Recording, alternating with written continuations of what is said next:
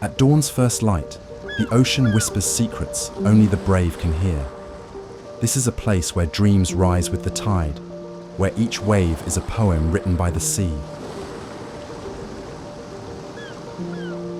Here, the shoreline is a canvas, and every board, a brush. With salt in the air and sand beneath our feet, we craft our stories, one ride at a time. The ocean, our muse, teaches us patience, persistence, and the art of letting go.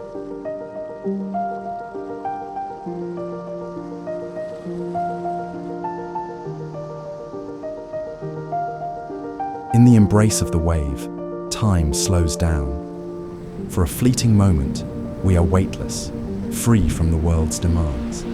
It's in this balance between fear and freedom that we find ourselves, living in harmony with the ocean's pulse. As the sun sets, we gather by the water's edge, bound by the tides of our shared journey. The waves rise and fall like the breath of the earth, challenging us to dance with nature's rhythm.